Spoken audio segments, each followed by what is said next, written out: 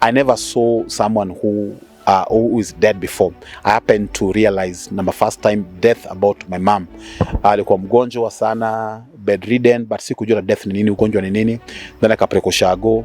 Things never came easy, and then she passed when about do my class 8. By the time nafika Shago, my mom had passed. Alikuwa amepass 3 days ago, anazikwa. So I came nika find my mom is already buried. Alikuwa shazikwa, so sikumuona, sikuona matanga yake, and that really transformed and changed my mindset, especially about women, because I'm a firstborn in my family and I'm so close with my mom. So when now this woman is dying, I was like, so who are women? In fact, I just came to hate women. So we had 2 rooms, tuko 7, and 7 of us now to be squeezed got 2 rooms, one for my dad, the rest of us there tumelala kwa floor. And then because of the desperation of my father, maisha ilikuwa si rahisi kwake, ilibidi tafuta mama mwingine, because our last born was left akiwa na 2 years. So age survive peke yake, amezoea life ya kujibamba. My dad alikuwa anakunywa, anaweza kaa kwa club the entire week akuji home, anakunywa. So he married another woman, so we became 10 of us. And I don't know how it happened. Sijui how it happened, because that time sikuwa nimejua Mungu. And then in the process, it's that finally he got another child with my father, ambaye ilikuwa now boy. That boy is alive until today. But unfortunately, I don't know, in the journey, those children passed on, three of them. Our last born also passed on. And then also that woman also passed on. And also my dad also passed on. So babake na mamake walikuwa separate. And he was living a life ya uchokora. So aliposikia nimemove kwa hawa yangu, best yangu mwingine kwa Nyayo akamleta kwangu. So he began staying with me. Then another young man also joined anaitwa Ouko. Ouko also came and joined together with me. So hawa vijana wawili wakaanza kuingia uizi. Na ule best yangu pia Nyaka kwa ni muizi. So I saw my friends getting into thug pale Kochi. Ouko, I can tell you this young man, one day alikatwa kichwa, sijui na Mongiki. That was the end of it. Mwili na nyama mwili yake tu na River. And that was the end of that, my friend.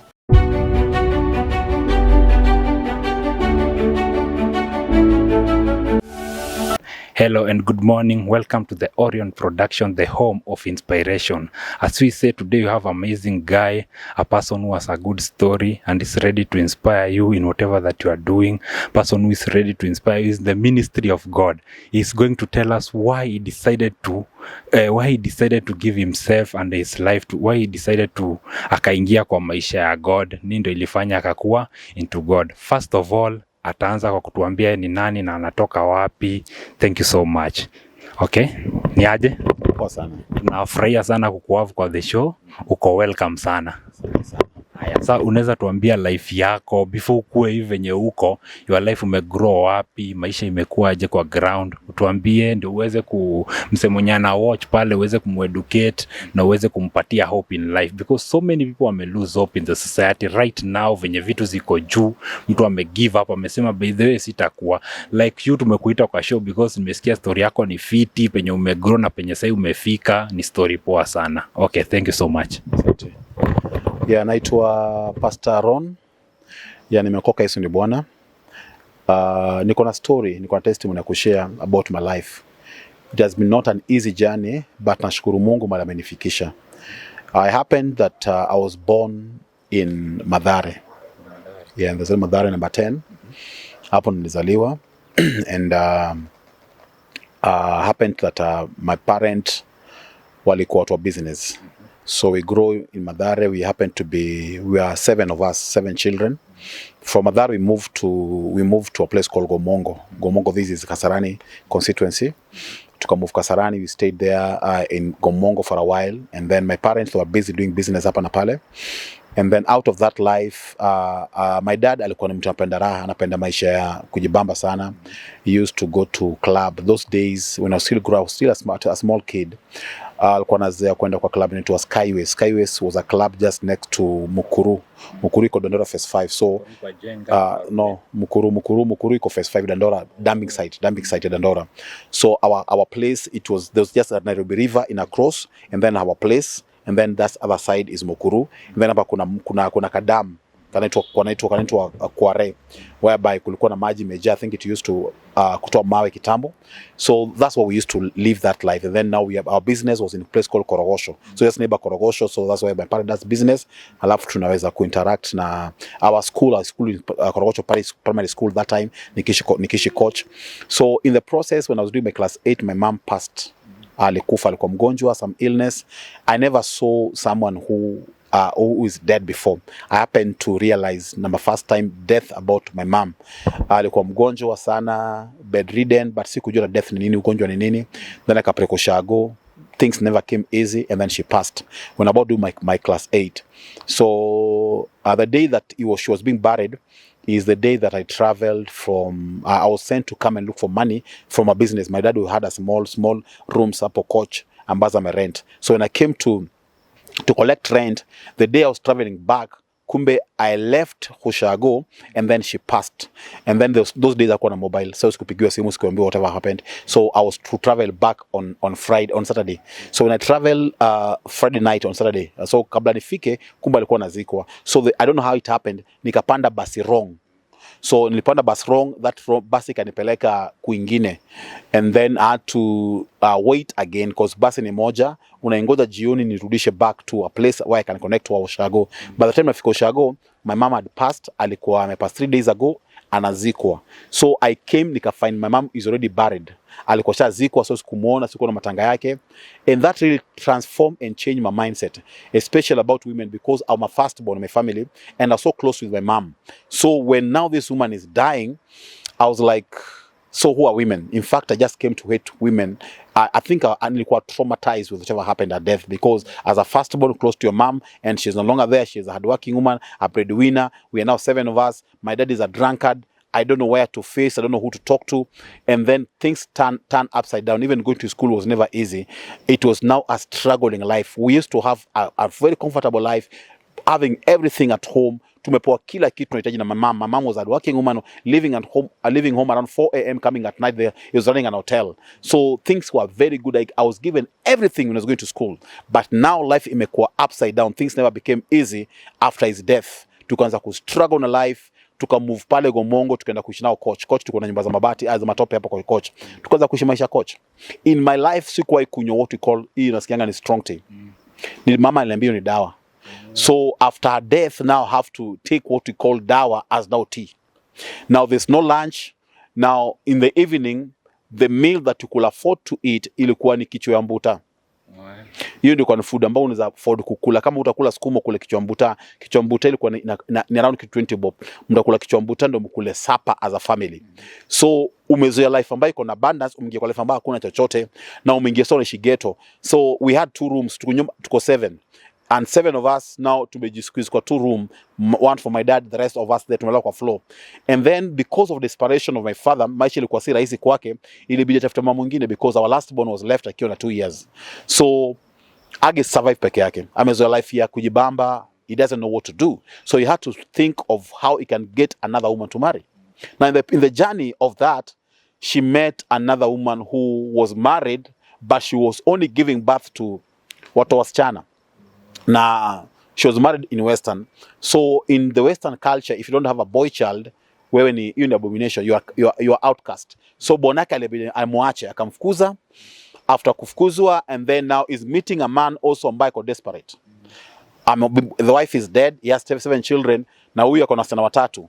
So that's how they came together and got married again.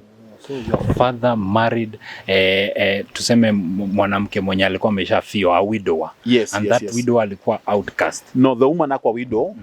My dad was a widower. Was widower.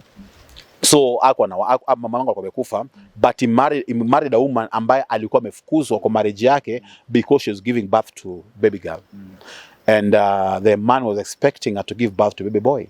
So akaona this woman, according to him, aliona huyu mwanamke is not the right person. Now he chased this woman. Now this woman with 3 children. Now akamit a widow ambaye is my father, ambaye pia amezoea a wife to make things possible. Now he has 7 children. Biashara is not doing very well and he doesn't know what to do. So he married another woman. So we became 10 of us. And I don't know how it happened, sijui how it happened because that time sikuwa nimejua Mungu. And then in the process, it's that finally he got another child with my father, ambaye ilikuwa now boy. That boy is alive until today. But unfortunately, I don't know, in the journey, those children passed on, three of them. Our last born also passed on. And then also that woman also passed on. And also my dad also passed on. So we remain as 6 of us. We've struggled living maisha in Korogosho, a place whereby sikuzaliwa, nikajikuta Korogosho. Life was good, things may turn upside down. I don't know what to do, and things are difficult. Uko na watoto, umaliza shule, you can't even go to college, nothing you can do about that life. Hawa watu wadogo bado wanafanya primary wote, and things are never easy at that particular time. But I thank God in the process of that, one day nikasikia the gospel of Jesus Christ, and that's how I got changed. But before that, nakumbuka vizuri sana maisha coach, ilikuwa ni maisha Korogocho. Pale Korogocho ilikuwa like either kuna Mukuru, kwa ni kitu people have to go, it's part of life. Unaenda especially Wednesday na Friday kulikuwa na chombo. Unajua chombo ni nini? chombo ni remain ambazo tumekula kwa ndege zinakuja kutupwa.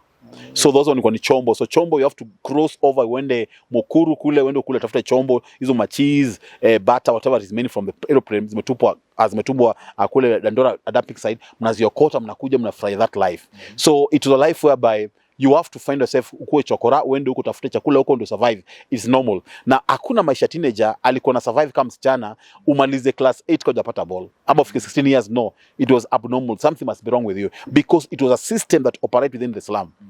Ya kwamba msichana 15 16 achapata mtoi. Mavijana wewe uko chokosh ama ukishitu maisha ambayo ni uwizi. And that was the life there. So me, I only thank God that I don't know in my family hakuwa na blood ya wizi, but I remember when I was 17 years old, I decided to leave my father's home. Now we had another small house somewhere into a Grogon. So that Grogon is where nikaenda kuishi pale, nikaanza kuform hiyo nyumba yangu kidogo, nikaeka tu viti kidogo, kitanda moja ile ya spring ile ya kitambo. And that process then my friends wakashanga, hey, uko na nyumbani. So that home, it happened to be now a home whereby they could request kuja kuleta wasichana. Now we are all of us are teenagers. So mtu anafuta msana primary of class 5, class 6, anakuja nakatia. Mimi I was so innocent, I never knew much about that. So they tried to train me, but because of my death of my mother, I was so rigid. Sikuta kuingia hiyo life. Wakaintroduce kwa maisha kuvuta bangi. Nakumbuka bangi ilikuwa ni kitu ya kawaida, kuvutwa bangi, kuuza bangi pale maisha ya ghetto. So nikasamamia pana si smoke. But now what naweza kwambia, my dad alikuwa nakunywa. Anaweza kaa kwa club the entire week akuji home. Anakunywa. Akiona do anakunywa mpaka do isha 50,000 those days. My business anachukua do yote na anakunywa. Now akishamaliza doni anakuja home, ananyanyekea few days, he pick the money anaenda. So that one made me never desire to take alcohol. So my life sikuwahi kunywa pombe. Okay, sasa venye umesema coach, yes. Unajuanga ni wasee hapo, watu wanasimanga insinuation, nasimanga hapo ni wezi wako. You at 17 ushatoka home, umeenda umetafuta hao yako, au mabesi zako unasema wanaleta madem, au mabesi zako hakuwa engage into other things like wizi ama nini. Na kama hapo tukao ile pressure kwa coach ilikuwa noma. So mimi once sikuwahi kunywa pombe, but watu bangi na vutu zinauzwa, and it was just a normal of day. Nakumbuka we are next to Catholic Church ambayo ilikuwa just hapo ile coach. So hapo unapata watu watomisa wana mess na wasichana hapo. It was just a normal life, but mimi my life nilikuwa nayo, it was a life a bit innocent kidogo, but now life imeni push kuishi maisha, kuna food, una survive na 1 meal a day, na within the college you don't know what to do, and watu wako pale wako na njaa. So unapata ya kwamba mabeshte zangu wakaanza kuingia kwa thugs pole. So wanatoka coach wanaenda Kasarani hapo kwa mlima hapo, wanatagia wasee, wanapiga ngeta, wanakuja na vitu. So that one they look at me kwa na huyu jamaa ni kama ashikanishi rada. So sikuingia rada ya wizi, I just observe them. But nakumbuka vizuri sana kuna timu ya vijana walikuja kuinuka baada, because you see my team kwa tu vijana tunatembea like we just walking together, but the few of them my friends wameshaingia kuwizi lakini sijui. Nakumbuka vizuri like when I move in that house, kuna mabesha zangu moja alikuwa anaitwa sasa ni preacher ndo Posobala. Ako Nakuru, tumegrow nawe, got born again the same day, anahubiri ako Nakuru. So yeye alikuwa ni kijana alikuwa Catholic tu, hapo Catholic. So alikuwa mtomisa. So babake na wake walikuwa wameseparate and was living a life ya uchokora. So aliposikia nimemove kwa hawa yangu, best yangu mwingine kwa Nyayo akamleta kwangu. So he became staying with me. Then another young man also joined into Ouko. Ouko also came and joined together with me. So hawa vijana wawili wakaanza kuingia uizi. Na ule best yangu pia Nyaka kwa ni muizi. So I saw my friends getting into thug pale coach. Ouko, I can tell you this young man, one day alikatwa kichwa sijui na Mongiki. That was the end of it. Mwili na nyama mwili yake tu na River. And that was the end of that, my friend. Nyayo was my best close friend. Na he was studying, alikuwa nasoma those time, alikuwa nasoma huko Sanza Ugenya, Alego, I think he was in Mwere High School. So this young man akaenda huko shule, ile roho ya wizi kamuingia, but their family they have everything, but ile spirit wizi kamuingia. So in the process this young man anapata akaenda shule, akaanza kuiba huko shule, akafukuzwa, he came back to Nairobi. So when he came back akapata kasa sasa sisi na ubeshte yake into Bala, tuka get saved, tuka preach gospel hapo coach, tuka get saved, tukaokoka. But tunapata huyu friend yangu akatuacha because tumeokoka. Maze mwingie ufala, mwingie ujinga kuokoka. Now he left us in salvation. So we remain that way as two of us. But we look so foolish because we got born again. Bible says in the book of 1 Corinthians chapter 1 verse number 18, the message of the cross is foolishness to them that are perished, but is the power of God that us who get saved. Best yangu hakutake long. One day akaenda kuiba Dandora phase 5. Hapo ndo mobile mchapa nikamua. He died. So I saw my friends, 2 of them being killed, that I stayed with them in the same house. Okay, at what age did you decide to get saved? I decided to get saved at the age of 19. Okay, and that age of 19, 17, 18 umekaa na wabesi zenye ni wezi. Hakuna siku yenye ushaikuja ukasema nimekosa leo. Na ni biz gani ulikuwa unafanya yenye haikufanya uingie kwa uthag? Nasema tu what I can say ni familia yangu tu haikuwa na hiyo spirit ya uthag. Because ingekuwa ni kitu iko na mimi because there are some things unapata their peer pressure, because pressure ilikuwa too much. Because nakumbuka only thing ambayo nilijaribu kufanya kwa life yangu ni one day nika decide watu wanauza hizi bangi wanavutanga hapa hivi, si nijaribu nikoaje. So one day nikachukua ngwai na nikawasha kupiga tu puff moja hivi, nilikohoa na nikaachana nayo. So thug sikuwa ienda because nakumbuka tu in our team tulikuwa tushabai mapanga tuko nazo, because those days kuna mapanga. Ukichokoza moja wetu utajiona because tutakunyorosha, because there's what we call it mandi. Mandi ukati unapanga, unapigwa slap ya mgongo. Ukipigwa unajikuna, unafikiri umekatwa mpaka damu inamwagika, but there's no blood. Ni umeslapiwa tu. So you could train to kupiga mtu mandi. So I saw that one happening. Now Sunday ilikuwa ni day ya show. Kama kesho Sunday, ikifika Sunday ni siku ya kubambika, because wale wezi wakubwa kubwa hiyo coach walikuwa wana raid tu mtaani. Unapata kwamba wanakuja na raid, unapata wanaleta vituko kwa kuibia watu. Wase wanatoka kule Buru wanakuja kunywa huko Skyways, wakipita asubuhi sika watu hii ulikuwa unasema hii inaenda kofia. Those days wanaume walikuwa wananyang'anya kofia na pesa kwa mfuko shati unapita nayo, na mama ilikuwa ni kamisi. Utavuliwa kamisi bila wewe kujua, utainuliwa na iende bila kutolewa. Kuna bike ilikuwa ni kamisi those days. We are still teenagers growing up watu hii. So mimi pressure kuingia wizi haikuwa kwangu. So that one could happen, but I thank God because Christ aliniokoa at that age of 19 years old, whereby pengine na pressure life nika kidogo pengine gini overcome nijikuta into it, basi kujikuta kwa wizi. Na that time ukiwa 17 ulikuwa unadunga biz gani? Bado niko shule. Uko shule na uko na keja yako. How are you maintaining that? Keja ilikuwa ni part of our property. Kuna keja ya mzae, nikamwambia sikitaka na mzae, waje nini nikastay kwa hiyo keja. So nikamove kwenda kustay kwa hiyo keja. So nenda shule na kam na arrange tu keja na stay hapo na beshte. Hapo kutoka shule zao tunakuja tunakaa hapo. Sema vijana tu mtaani, nyumba I don't pay rent. Tunakaa hapo hivyo na mali iko tuvute stima like almost 3 kilometers. Mvua kinyesha, stima inapotea. Vijana wote tunaweka stima hapo, tunaweka TV. Nimebai mpaka TV kidogo baada maisha tu ya ghetto. So it was a place where it was a home tu ya vijana kukaa to that time. So I only move kuishi kwa nyumba yetu, sikuwa nalipa rent. But nyumba pili kwa ni keje ilikuwa ni around 300-400 per month. Lakini bado unastahili kulipa hiyo, huwezi lipa. Okay, na that time mabesi zako wameingia kwa uwizi au kutafuta hadi time uambie by the way best yangu fulani ule jamaa amemadwa, tuache hii uwizi. Juu kuna umesema kuna huko alimadwa, kuna mwingine baada akamadwa. Huko kupa time ukaongea nao, ukawaambia by the way unaona mabesi zetu wamemadwa, hebu tuache hii uwizi. Huko kuongea nao. Unajua best wa kwanza kama kwa friends unapata if one of you ameamua kuchange au kuambiangi, anaamua tu kuchange na unapata Kenya nafanya kuambia less atakupatia influence kidogo. So that first friend of mine sikujua hata ameingia wizi. I only came to discover one day akitafutwa na mwili kapatikana kicho kupatikana.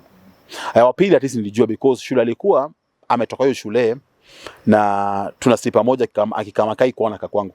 So we stay together. So nika discover some weird character. So akabaki venye nimesave akamwataka kuniongelesha. So nikamwambia niaje, akasema nyinyi wenge ujinga. So akatuchukia, he hated us with all passion.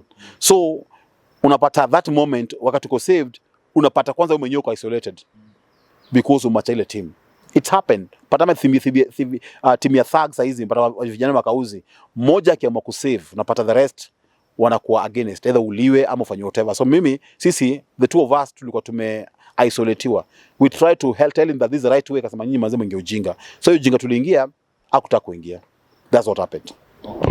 Hello viewers, hope you are enjoying the story of Pastor Fred Ron. It's been very nice. It's a nice story venye amepitia kwa ground venye kuko huko coach venye kuko, but yeye hakuingia bado kwa hiyo thug life. When you come, let's go for a short break. When we come back, nataka atuambie life ya upasta iko aje na challenges zenye wana face in the ministry of God, because there is a lot of challenges that you guys face, ndio? Yes. Okay, let's go for this short break. When you come back, unakuja kutuambia challenges wenye pastor wana face, because so many people want to get into the ministry na challenges gani ndio utaface. Wengine wanaingia, unapata mwingine ametoka. Let's go for this short break. We are coming back shortly. Do you know your story can inspire, encourage and uplift someone who has lost hope in life? If you wish to share your story with Orion Production, kindly reach us at My Story through our email address theorionproduction@gmail.com or through our WhatsApp number 0728654867 or call us on 0708286012. Visit us on all our social media platforms: on YouTube, The Orion Production; on Instagram, _Orion_production; on TikTok, the.orion.production. Don't forget to subscribe, follow, like, comment and share. The Orion Production, home of inspiration. Welcome back, dear viewers. Hope you are enjoying the story of Pastor Fred Ron, a very nice person from Korogosho, and up to now atatuambia sasa yako wapi, so that he can advise the upcoming people that want to get into the word, the ministry of God. When you want to spread the word of God, kuna watu wenye wanataka spread but people are against the pastor. Wanasema pastor by the way ako juu ya church, juu ya do. Sasa atatuambia challenges yenye ana face him as the man of God. Ni challenges ka gani anapitia. Thank you so much. Okay, Pastor Fred Ron. Thank you, sir. Waje? Niko poa. Hiyo story yako is a very nice story from coach, yes, up to now getting into pastor. Umekuwa na mabestenyo, umekuwa into thug life, but hujaingia mambo ya thug because ni very hard kupata mtu amegrow na watu mathug na yeye yuko in. Okay, let's get into the ministry of God. Nini ndio ilifanya ukaingia into the word of God na iko aje? Nakumbuka bado nikiwa coach after my mom pass. So after like an year, we were supposed to going to memorial ya my mom uko Shago. So nakumbuka that day tukaongea na my dad. Now we are running the business together with Sajina Bisani na saidia biashara.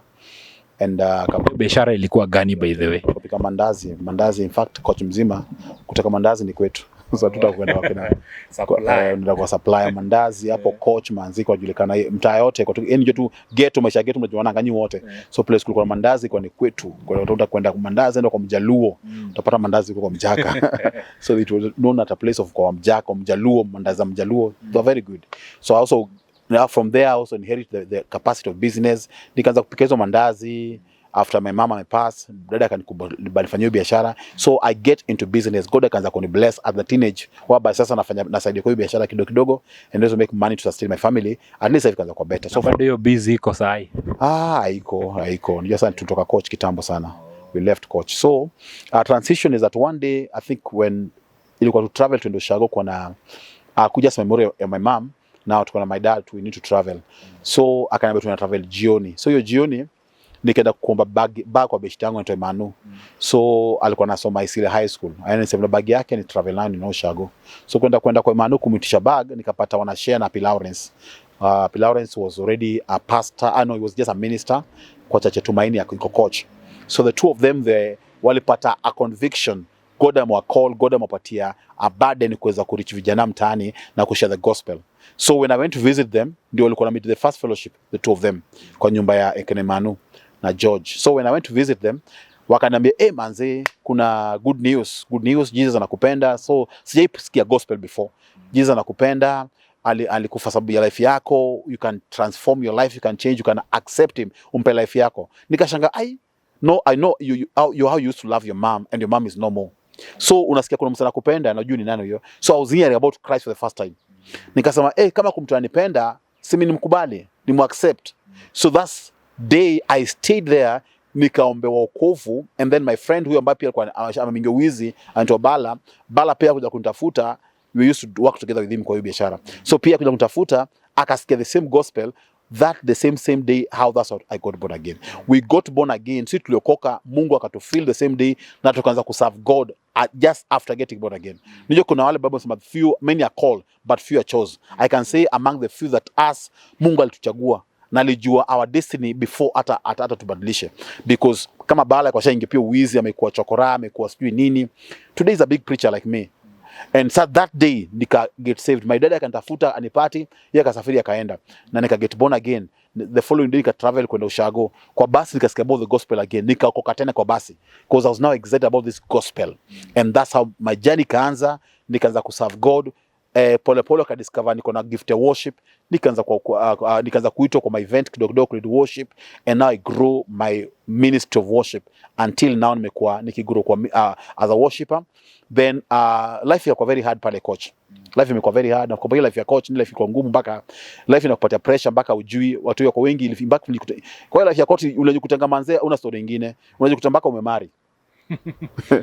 Maisha ya coach unamari na una kitu una chochote, teenager hakuna kitu unafanya, bora kakija kidogo vile kiasi unamari tu, yani life tu iko that life mpaka ujikuta sasa already uko na familia, mko wengi, you don't know what to do. But I thank God in the process of that journey, God took me out of coach na nika move to Nakuru. There's a brother-in-law who married to my younger sister, alikuwa anafanya kazi Nakuru, akuja akanichukua akaniambia neje come mimi cause like nimesha give up na life, imekuwa hard, things are not moving, biashara imeharibika, so I want to go to Shago, sijui what I can do. So in the process nikaenda Nakuru, and from that point now nikaanza kuserve kwa church in Kenya Estimation. Now in that the moment kuserve after now skirmishes ya ambayo 2007 after hiyo vita ilifanyika, and then the next year watu wakahama church. Now nikakuwa called, now tuko pastor, nikaprayiwa, nikaambiwa now I'll become a pastor.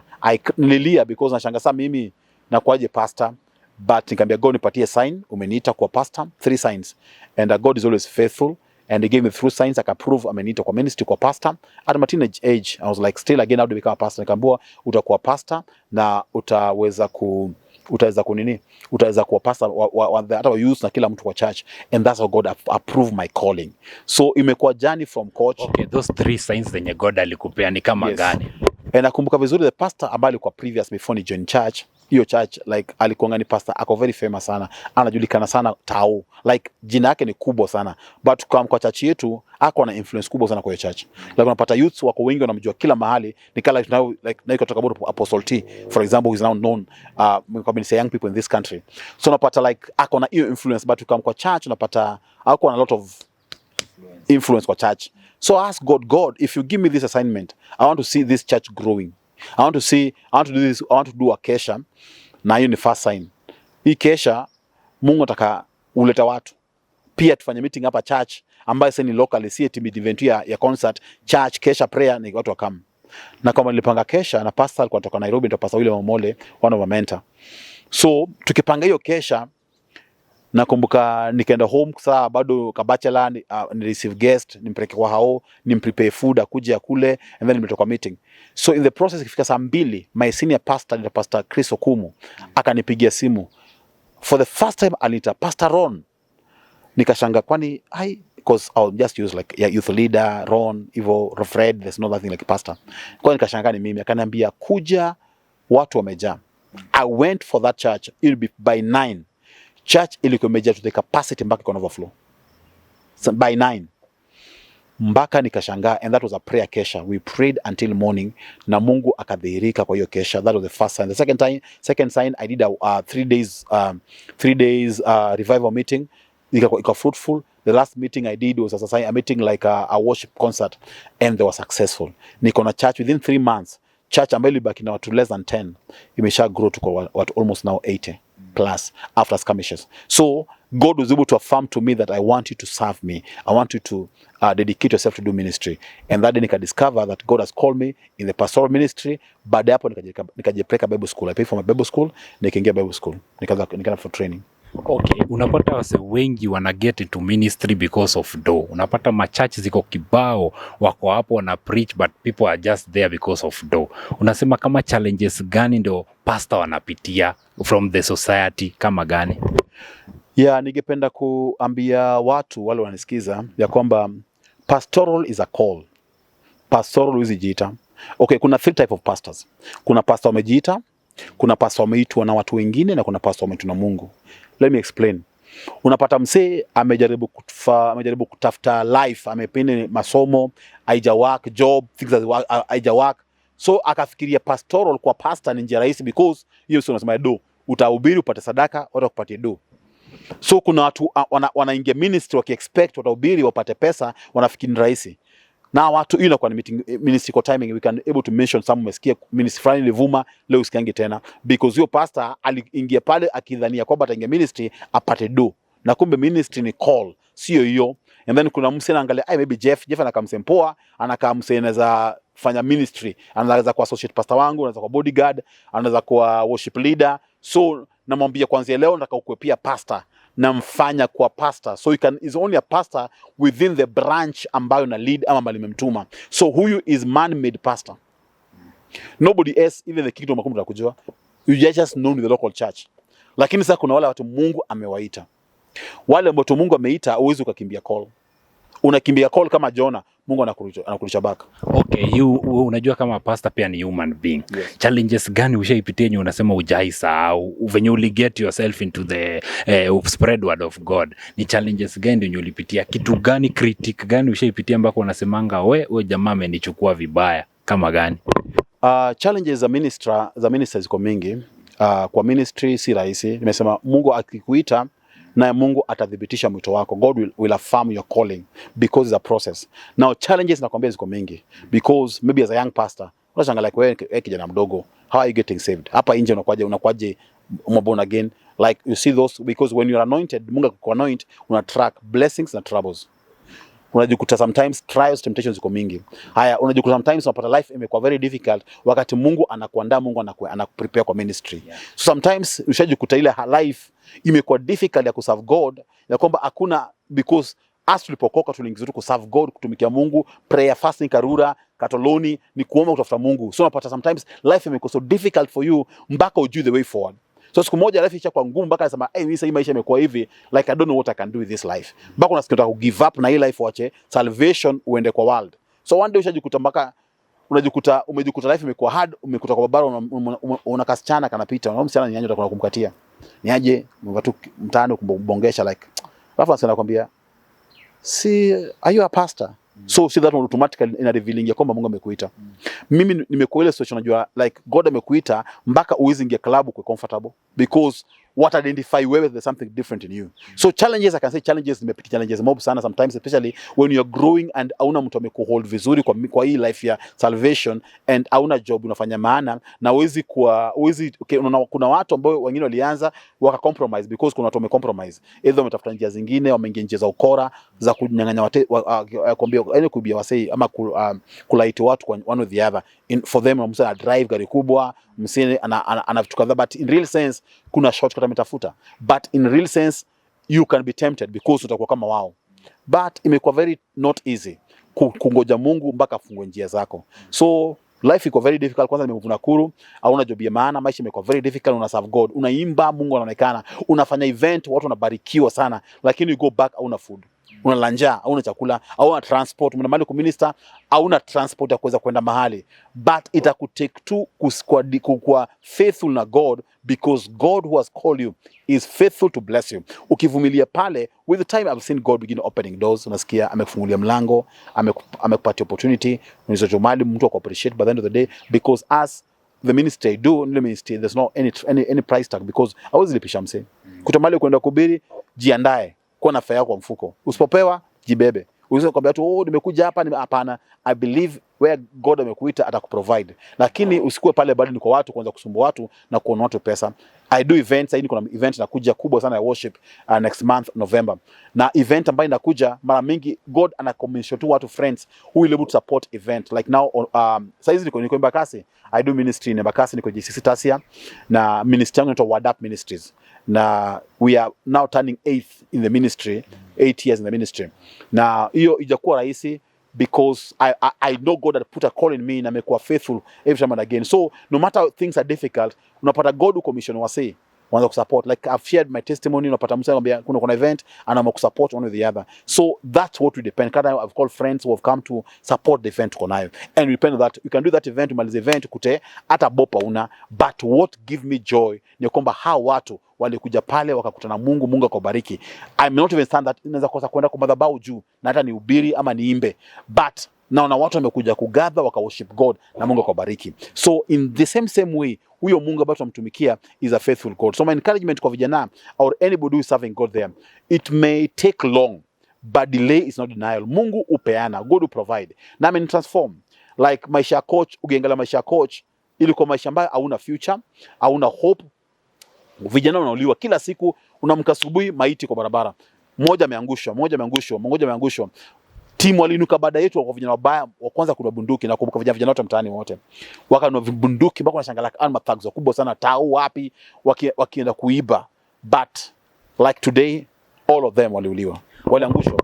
Okay, venyewe ni pastor mwenye umegrow coach. Hakuna siku yenye ushaisema by the way mimi nimegrow coach. Ukaenda kuongea hadi nao maboys wenye wako hapo kwa streets. Uambie by the way unajua ni hivi na hivi tu kitembea. Hakuna de.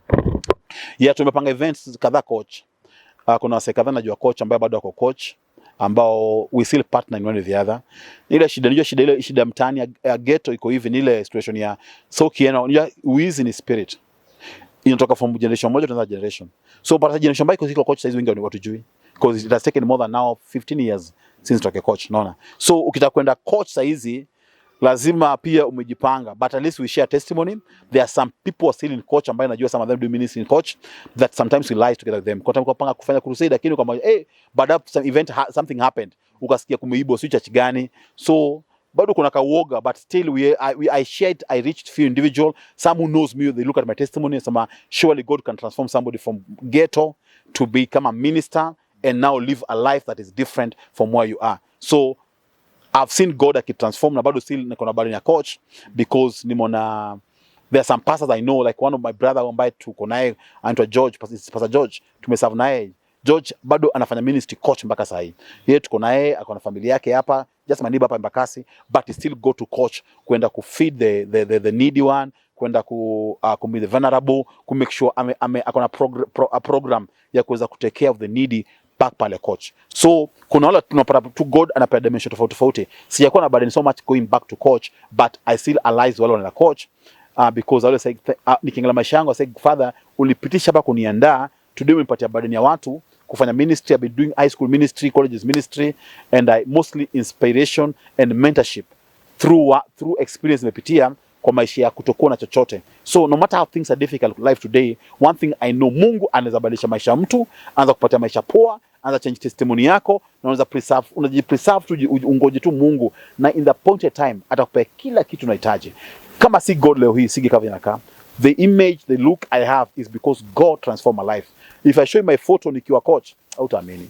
But niko na vision that one day Mungu zani pull out of this life na nipata better future. I'm still growing up, I'm still having a good future and a good desire. But I can say Mungu anaweza kubadilisha. No matter your testimony, you can grow in a very low background, but you can trust God. Mamangu alipokufa, I know life, I thought life has come to an end, and my destiny kama iko imeisha. Watu wetu tuko 11 of us, mimi ndio captain hapo manze kwa hiyo timu nzima. and life ilikuwa ni kama imekam standstill, but to be honest, Mungu aliprovide school fees za mabro zangu, sijui kwa njia gani. Wamesoma wote sasa hizi, they're doing their job, they're working, they're doing business up and they live a better life even than me, more than me as a preacher. But Bible says we make many become. So nilitangulia mbele kama Joseph to make way for them, and today I look at them, I thank God, because nakumbuka babangu alipokufa hapa coach bado walisema hii familia imeisha, we are over. Na nikalilia Mungu, nikamwambia Mungu, kama unasikiza maombi ya watu, hawa watoto wasaiteseka na wasai kwa wezi. Nakumbuka that I had bitterness in me, mpaka mabro zangu wasimanga ushago, ushago kitasika ushago manze, because nilikuwa na uchungu mwingine manze wasai kwa wezi. But Mungu tu out of that one wame succeed leo, they live a good life than more than even I myself. Na nashukuru Mungu through getting saved, wame get saved some of them, wengine maisha yao better today. Na nimeona pia watu wengi in my family, the entire family where I come from, wamekuja kujua Christ. So it is not in vain. Sijui kwa wapi leo hii, lakini kinapenda kuambia Mungu anaweza kubadilisha maisha yako na kuita na kupata ministry, and you can do ministry effectively. Maisha si ya ukora na si ya uongo, na testimony yako ibaki ina touch watu. Hata nikwambia kitu moja, nakumbuka vizuri wazazi wa mabeshi niko nao coach, like unapata mavijana hapo coach wanashangaa like sawa wewe mwingi ukovu mkawe ni fala, but you see hiyo kitu kuna kaufala tulistick nayo, leo hii tuko poa. Na because sometimes back ugetembea coach, mother ya mtu alikuwa beshte yako ambaye limadwa pale coach, anakuangalia na shanga like I wish mtu wangu angekuwa kama wewe, angekuwa amekufa leo. So Mungu alituokoa akapreserve life yetu, na today I am what I am. I can't regret what God has done, but since regret to have God, amekuwa faithful, amekuwa provider, transform, connect to different places. I've traveled out of the country, I've gone to different places because huyu Mungu ni mwaminifu. Maisha yangu ilikuwa imeingia kwa shimo, wazazi wamekufa, wewe ndio firstborn, watu wako wengi umeachiwa, hauna job, umesomea, hauna future, things are standstill in your life. Na umejikuta hata maisha utini, mwanza kujipanga sijui kwa familia, nigishia pale tu coach, because kuna watu mpaka leo nikienda coach bado kwa coach. Lakini Mungu ambaye nilikuwa kanibadilisha leo hii, I be able to have a plan for my life, my ministry, my family, trusting God to grow from one level to another level. So unaweza serve God ukiwa past challenges kwa mingi, yes, lakini usiingie compromising ya kuweza kuingia ukora, kutafuta shortcut, kutafuta ujanja kiministry. Mungu ana provide, Mungu anapeana, take care, I can take care of you. Anaweza command mtu ambaye umjui. Kama nakumbuka sasa hizi event tuko nayo, I want to share my event tuko nayo kwa Facebook. Hii Facebook, kama mtu kwa Facebook tu tuko na event. Now out of that one, I don't know the person, simjui ni nani, na kanambia I'm not joining the group but I'll support you. Akatumia some money support the event. Event yenye uko nayo unaweza ambia viewers ina ni lini na ina about? Tuko na event like Mungu aliponiita amenipatia ministry ya worship ama worshiper. Na I do event inaitwa extreme worship. So we do extreme worship night. Itakuwa tarehe 17 November. Kanisa inaitwa Church of the Living God iko Fedha Embakasi pale Church Road. So it's a event, we do it and we combine with anniversary. So as a ministry, this is our 8th year. Wadap Ministries ambayo nimeitwa as a director, sio church per se, it is interdenominational. So we have people from different church, we come together and we plan for a moment of worship, and also we thank God for celebration of anniversary ambayo ametupatia, like the journey ametembea sisi. So as a ministry, this is our 8th year. Number 8, the number of new beginning. So we are trusting God for new beginning as a ministry. We have great worshipers from this country who will be joining us for powerful moment, great ministers of the word. So itakuwa powerful, itakuwa pale Church of the Living God kutoka Fedha is like 100 meters, like 1 kilometers from Fedha stage to Church Road. Iko almost before fike Weekon supermarket. On your right side, you see Life Transformation Center. That's where the event itakuwa the 17th of November. Our 8th anniversary and extreme worship night as a ministry. We thank God kwa hii journey. Okay, Pastor Fred Ron, tukimalizia, kuna wasee wako coach mpaka saa hii. Yes. Unaweza waambia aje, get into Christ sasa uko fiti, wasee wako coach, waambia advice ya mwisho. Ya ningependa kuambia wako coach ama mseko tuko webi kwa Islam yote, because maisha Islam si maisha poa, ni maisha difficult. But one thing nimejifunza kwa life, uzichagua mahali utazaliwa, mahali utagrow, uzichagua. But unaweza mua ni wapi utakwenda, because kuna sababu kwa coach, tuko wengine tuko nao coach na hao like wamejilimit, wakaona kwamba hayo ndio life yao iko hapo. But kama no matter which background umetoka, una mzazi kama mimi, pengine things zimekuwa difficult kwa life yako, job hauna, masomo una maana, ningependa tu manze, amini tu kwa Christ, jipe kwa Christ. Ukisikia tu your call, accept Christ in your life, na anaweza kutoa mali huko, anaweza kuchange life yako, because mimi ni change, transform. Leo hii I can say I'm not what I used to be. Ningeamua tu kusema kwamba life imekuwa hard, ni kufia hapa coach, leo singekuwa niko high, ningekufia hapa coach, to be honest with you, because ningeingia thug kama wengine, na ningemadwa. Nimeona hapo manzeni risasi ni kitu kawaida, mpaka sasa kuna vijana bado coach wanahangaika, but ningependa overcome that challenge and allow God akubadilishe, accept na utembe na yeye. So usijilaumu because ukuchagua kuzaliwa coach ama kukuruya coach. Mimi nizaliwa at least Madhare, nikajikuta coach, but still again out of that one I overcame that. Sasa niko Embakasi, travel different places, and I've seen God transforming my life. So even wewe Mungu anaweza kubadilisha. So usibaki tu coach ukajidharau kusema kama mimi God anapenda watu wengine. Hapana. God love all of us, na nobody can choose their beginning, but we can determine where we want to end. Unaweza mua, mimi ningependa kuchange mind yangu na ni grow. Kuna sema kama toka coach, kuna boy hapo coach anaitwa Obonyo Raphael travels in almost over African countries all over the world, na aliko tu hapo coach tu, tumegrow nao mtaani. God amechange life yao saizi. There are great people in this nation, meeting a youth, anasikuzia the entire world, in a different country traveling. So even yuko pale coach, ama uko pale ama Madhare ama Kibera or any slum in this country, ama kwa Jenga ama wapi, don't allow yourself to uingie maisha ambayo itakuwa short life yako, because maisha wizi finally utakufa au utamalizwa, utafungwa. So usipende your life, change life yako, as in transform life yako tu, amua kuwa na Christ. Utachekelewa mabisha zako, watakukol name, lakini but the best thing is that by the end of the day watakuja kuregret kwa nini hawakufuata maisha yako poa ambayo ulichagua. So usijidharau hapo coach, ama pale ghetto mali huko, ama maisha pengine ya ama ushago mali huko, but God anaweza change life yako na kufanya uko better person, akupatie good personality na change image yako na kufanya mtu ambaye utakumheshimika. So it take progress. It's not a one event. Progress, maisha shortcut ya wizi, unakula leo lakini kesho umeangushwa. So don't get that life. We avoid temptation ya kuweza kuingia life ya shortcut. Hata kama ni pastor ama ni minister, mwimbaji, avoid that. Tumike to God faithfully, because Mungu reward wase. Na reward wase wengi sana. So bora uko tu patient na God atakureward. Usijidharau, usijione kama wewe ni mtu bure, but na ku-encourage tu ya kwamba jipe tumaini ya kwamba huyu God ukimserve na umpende na umkubali kwa maisha yako, vumilia na mshikilie tu, with time atakuja kuchange life yako. Like David alitransformiwa kwa mdogo akafanyika kwa king, lakini ili take process before ingie pale aanze kurule. So hiyo process ndio watu wengi wapendi, wanataka leo pap and things pap shortcut, lakini shortcut utakufa, wacha vitu zako zote, wacha life yako na kila kitu bure. But kila Mungu amekupatia, the book of Proverbs 10:22, the blessing of the Lord maketh one rich and addeth no sorrow. God akubless na gari, ita stress mob. Akubless na familia, itakuwa poa. Akupatia job, itakuwa nile faithful. Pesa kidogo amekupatia, utasikia pesa kidogo unajipanga nayo mpaka ikuwe poa. Lakini ya kuiba, trust me not, haitakuwa faith, itakuwa poa kwako. Sasa wewe change to life yako, accept Christ na ukue patient. Usijidharau hapo mali huko. God anaweza kuchange. Alini change.